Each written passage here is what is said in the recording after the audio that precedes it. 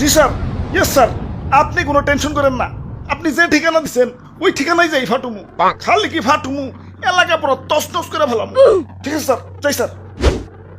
অনেক দূর যাইতে হইব, গতিটা আরো বাড়িয়ে দিই।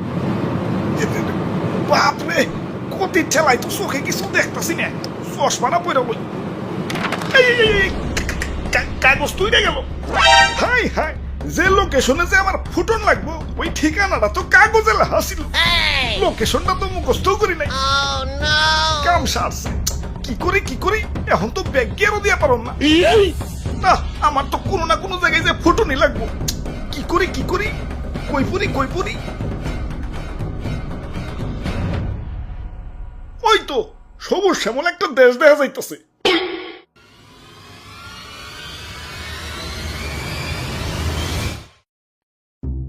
ভাই যাইতে দেন ভাই, দেরি হয়ে যাইতাছে। আব্বে হালায়, তুমি কোন আইসে দেখছো? চাঁদা পয়েন্ট, মানে চাঁদা ছাড়া ঢুকতে দন যাবো না। ওরে বাপুরে, ইয়া চাঁদা দেও আর আগে বাড়াও। চাঁদা তোলেন কেন ভাই? এটা তো ঠিক না ভাই।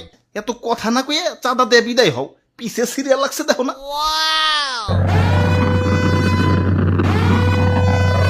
আরে আরে খারাও তো তাড়াহুড়া গেলা। ওই আমার পথ আটকেও না, আমার একটু সামনে গিয়া ফুটতে হইব। কিন্তু সামনে যাইতে হলে যে চাঁদা দেওয়া লাগবো। এই চাঁদা হবাই চাঁদা, এই রাস্তা দিয়ে যেই যাইব তারই চাঁদা দিতে হইব। দেন আপনার চাঁদা দাদা 150 টাকা। 150 টাকা? এই আমার কাছে কোনো টাকা নাই। টেকা না থাকলে তো যাইতে দেন যাবো না। ওই ইমার্জেন্সি ভাই, আমার একটু সামনে যাই ফুটন লাগবো, যাইতে দাও ভাই। না না, চাঁদা ছাড়া তো কোনোভাবেই যাবার দেন যাবো না। কাম সারছে রে, কোন দেশে বললাম? অন্য দেশে ঢুকতে গেলে তো এন্টি মিসাইল সিস্টেমের মুখোমুখি হইতে হয়, এনে তো চাঁদার মুখোমুখি অন লাগতাছে।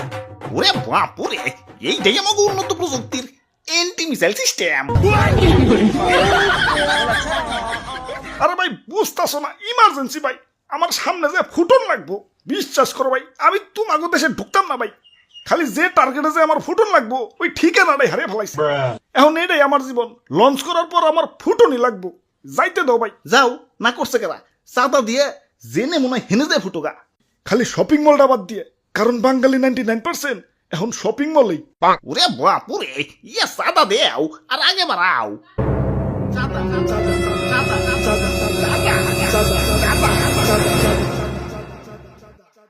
আরে ধর, এই তখন মানুষের বেলায় কোথাও শান্তি পাইতেছি না। একে তো আমার জায়গায় জায়গায় ফুটিয়া ফাটিয়া দুনিয়া জুড়ে একটা গ্যাঞ্জাম বাজিয়ে দিছে, তার উপরে তোরা চাঁদাবাজিতে রাস্তা আটকে বই রইছস। ওই তোরা কি দুনিয়াটা একটু গুছিয়ে গেছে সুন্দর রাখতে পারস না? দুনিয়াটা তো তগই নাকি, তোরাই তো থাকুস। একটু মিলামিশা থাকুন যায় না?